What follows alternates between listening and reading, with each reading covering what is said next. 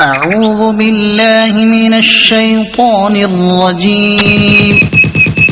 بسم الله الرحمن الرحيم. طه ما أنزلنا عليك القرآن لتشقى إلا تذكرة لمن يخشى تنزيلا ممن خلق الأرض والسماوات العلى الرحمن على العرش استوى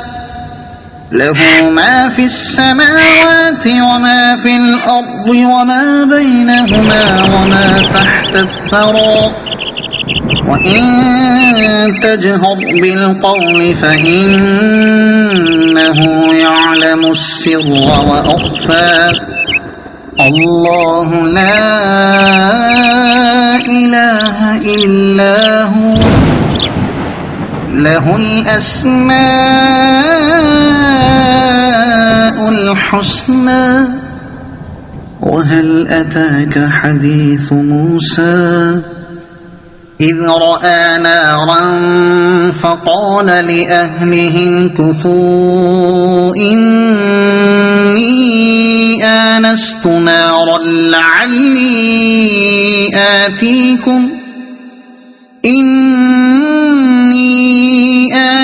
نارا لعلي آتيكم منها بقبس أو أجد على النار هدى فلما أتاها نودي يا موسى إني أنا ربك فاخلع نعليك إنك بالوادي المقدس طوى وأنا اخترتك فاستمع لما يوحى إنني أنا الله لا إله إلا أنا فاعبدني وأقم الصلاة لذكري إن الساعة آتية أكاد أخفيها لتجزى كل نفس بما تسعى فلا يصدنك عنها من لا يؤمن بها واتبع هواه فتردى وما تلك بيمينك يا موسى قال هي عصاي أتوكأ عليها وأهش بها على غنمي ولي فيها مآرب أخرى قال ألقها يا موسى فألقاها فإذا هي حية تسعى قال خذها ولا تخف سنعيدها سيرتها الأولى واضمم يدك إلى جناحك تخرج بيضاء من غير سوء آية أخرى لنريك من آياتنا الكبرى اذهب إلى فرعون إنه طغى قال رب اشرح لي صدري ويسر لي أمري واحلل عقدة من لساني يفقه قولي واجعل لي وزيرا من أهلي هارون أخي أشدد به أزري وأشركه في أمري كي نسبحك كثيرا ونذكرك كثيرا إنك كنت بنا بصيرا قال قد أوتيت سؤلك يا موسى ولقد مننا عليك مرة أخرى إذ أوحينا إلى أمك ما يوحى أن اقذفيه في التابوت فاقذفيه في اليم فليلقه اليم بالساحل يأخذه عدو لي وعدو له وألقيت عليك محبة مني ولتصنع على عيني إذ تمشي أختك فتقول هل أدلكم على من يكفله فرجعناك إلى أمك كي تقر عينها ولا تحزن وقتلت نفسا فنجيناك من الغم وفتناك فتونا فلبثت سنين في أهل مدين ثم جئت على قدري يا موسى واصطنعتك لنفسي اذهب أنت وأخوك بآياتي ولا تنيا في ذكري اذهبا إلى فرعون إنه طغى فقولا له قولا لينا لعله يتذكر أو يخشى قالا ربنا إننا نخاف أن يفرط علينا أو أن يطغى قال لا تخافا إنني معكما أسمع وأرى فأتياه فقولا إنا رسولا ربك فأرسل معنا بني إسرائيل ولا تعذبهم قد جئناك بآية من ربك والسلام على من اتبع الهدى إنا قد أوحي إلينا أن العذاب على من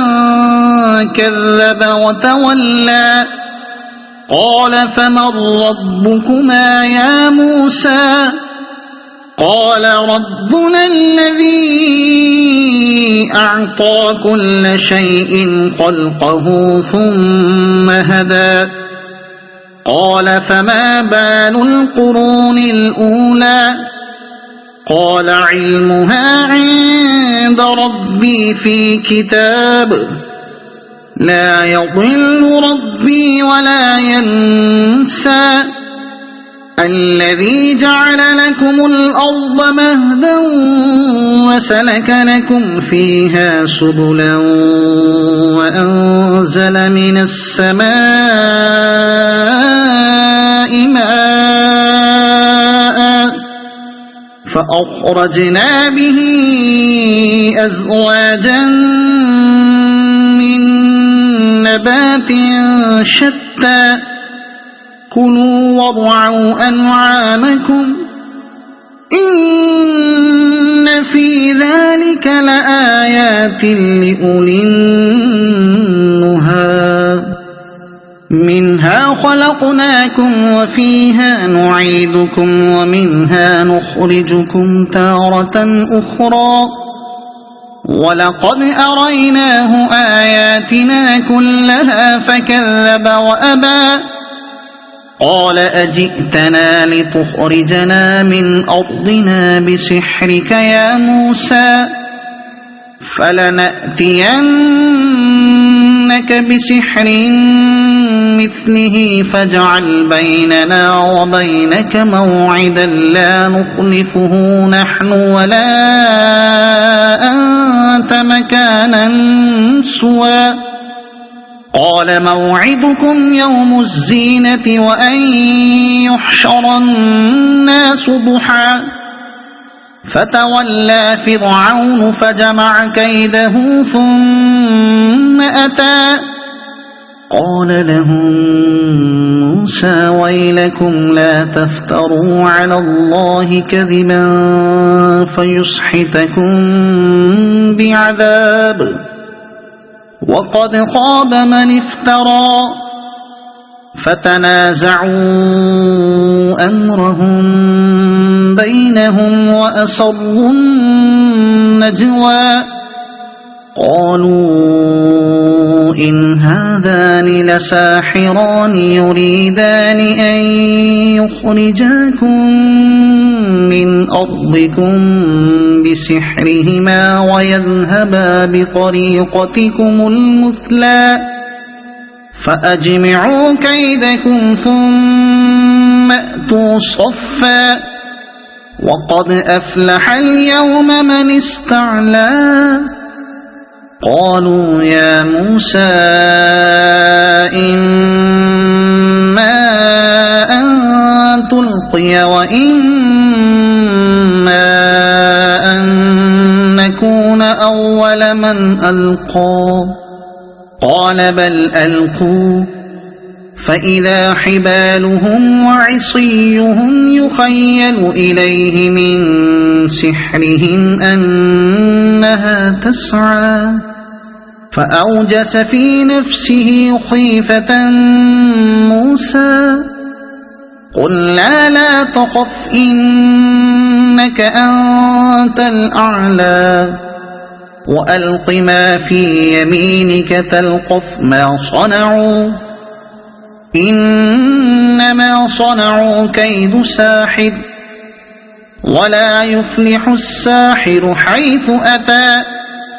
فألقي السحرة سجدا قالوا آمنا برب هارون وموسى قال آمنتم له قبل أن آذن لكم إنه لكبيركم الذي علمكم السحر فلأقطعن أيديكم وأرجلكم من خلاف ولأصلبنكم في جذوع النخل ولتعلمن أينا أشد عذابا وأبقى قالوا لن نؤثرك على ما جاءنا من البينات والذي فطرنا فاقض ما أنت قاض إنما تقضي هذه الحياة الدنيا إنا آمنا بربنا ليغفر لنا خطايانا وما أكرهتنا عليه من السحر والله خير وأبقى إنه من يأت ربه مجرما فإن له جهنم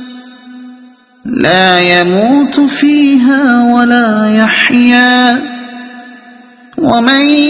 يأته مؤمنا قد عمل الصالحات فأولئك لهم الدرجات العلا جنات عدن تجري من تحتها الأنهار خالدين فيها وذلك جزاء من تزكى ولقد أوحينا إلى موسى أن أسر بعبادي فاضرب لهم طريقا في البحر يبسا لا تخاف دركا ولا تخشى فأتبعهم فرعون بجنوده فغشيهم من اليم ما غشيهم وأضل فرعون قومه وما هدى يا بني إسرائيل قد أنجيناكم من عدوكم وواعدناكم جانب الطور الأيمن ونزلنا عليكم المن والسلوى كلوا من طيبات ما رزقناكم ولا تطغوا فيه فيحل عليكم غضبي ومن يحلل عليه غضبي فقد هوى وإني لغفار لمن تاب وآمن وعمل صالحا ثم اهتدى وما أعجلك عن قومك يا موسى قال هم أولئك على أثري وعجلت إليك رب لترضى قال فإنا قد فتنا قومك من بعدك وأضلهم السامري فرجع موسى إلى قومه غضبان أسفا قال يا قوم ألم يعدكم ربكم وعدا حسنا أفطال عليكم العهد أم أردتم أن يحل عليكم غضب من ربكم فأخلفتم موعدي قالوا ما أخلفنا موعدك بملكنا ولكننا حملنا أوزارا من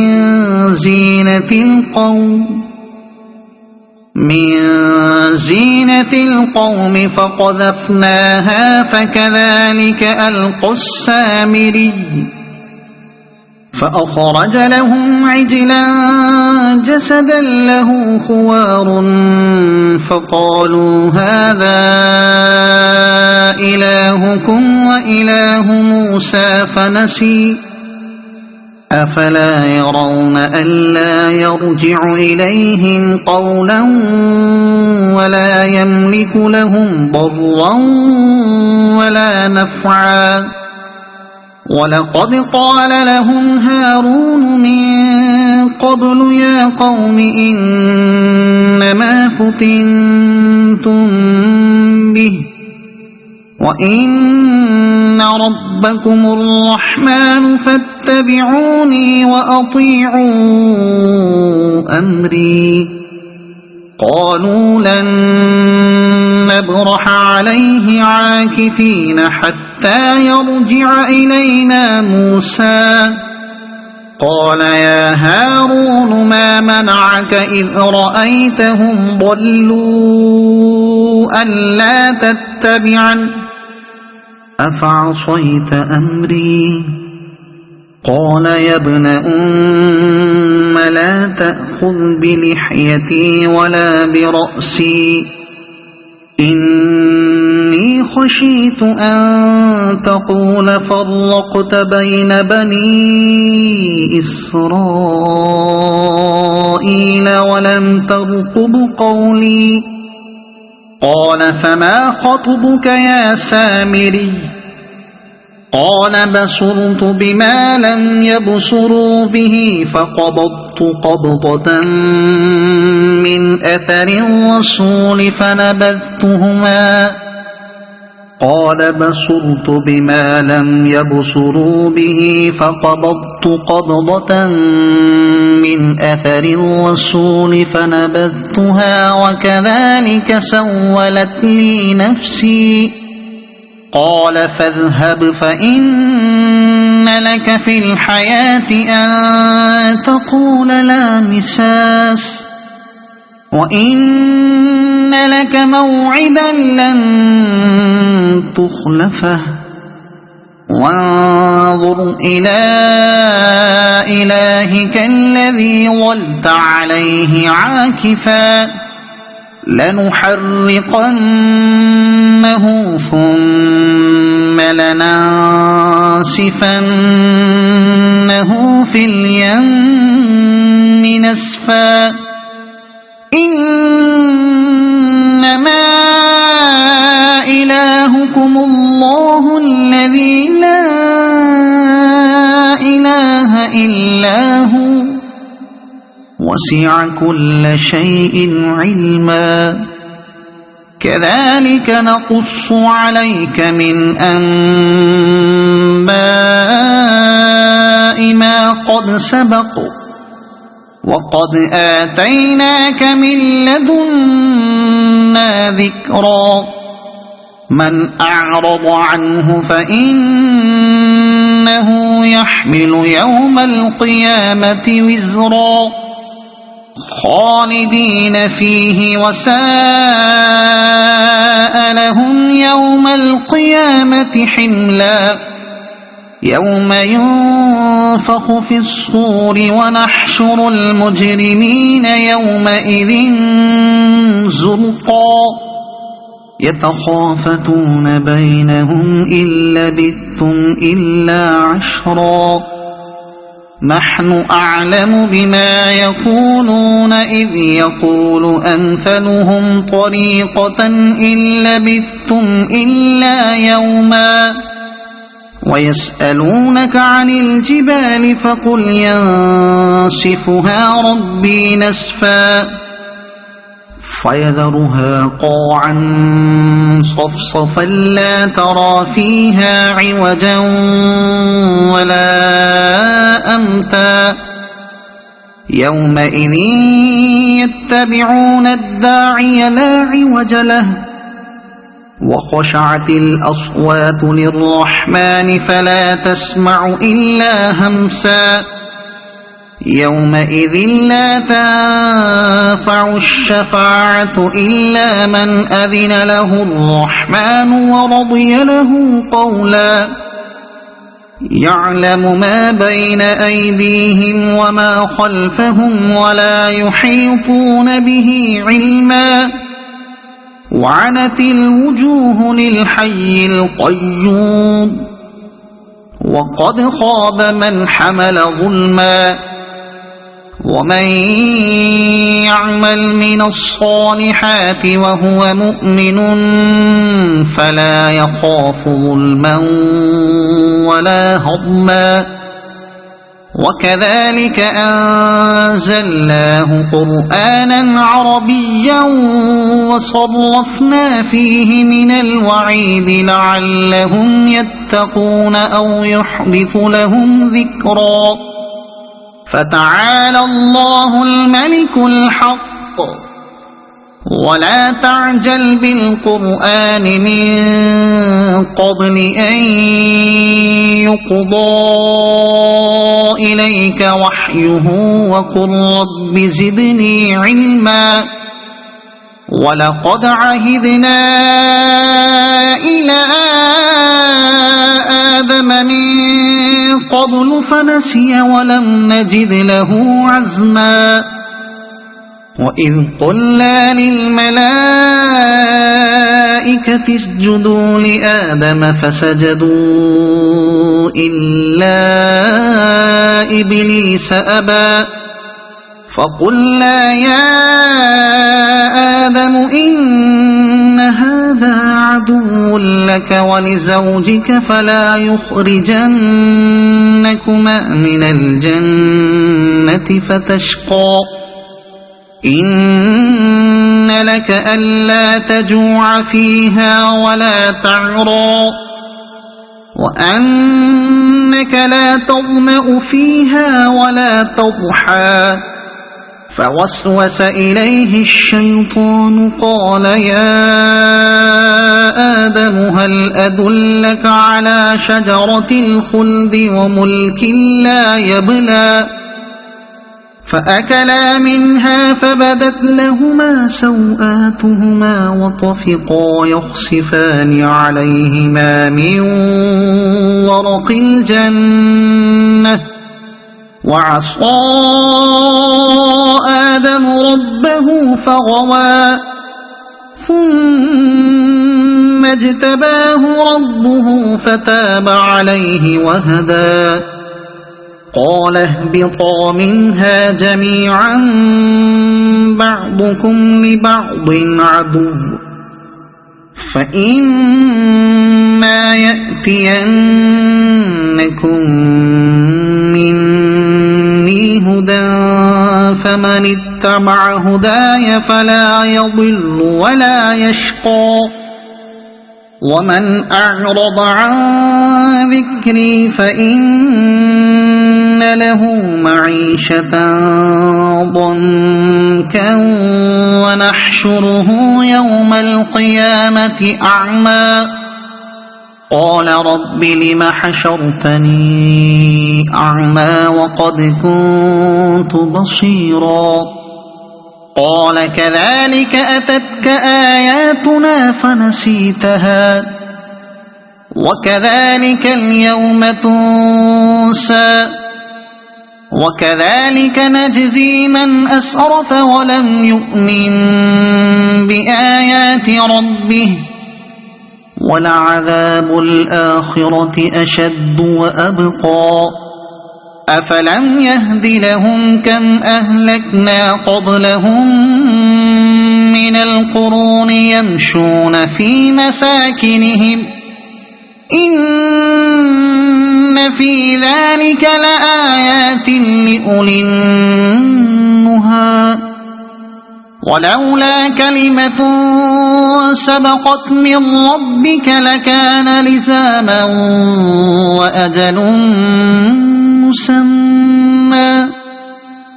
فاصبر على ما يقولون وسبح بحمد ربك قبل طلوع الشمس وقبل غروبها ومن آناء الليل فسبح وأطراف النهار لعلك ترضى ولا تمدن عينيك إلى ما متعنا به أزواجا منهم زهرة الحياة الدنيا لنفتنهم فيه ورزق ربك خير وأبقى وأمر أهلك بالصلاة واصطبر عليها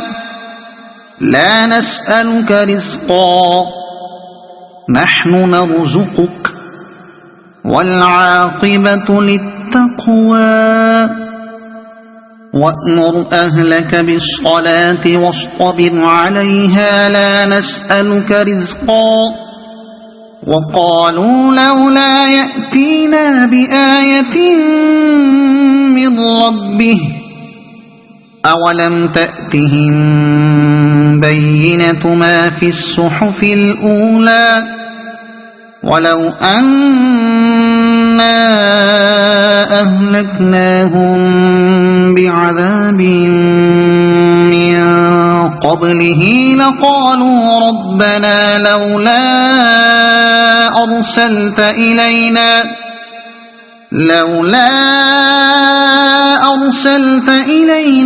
رسولا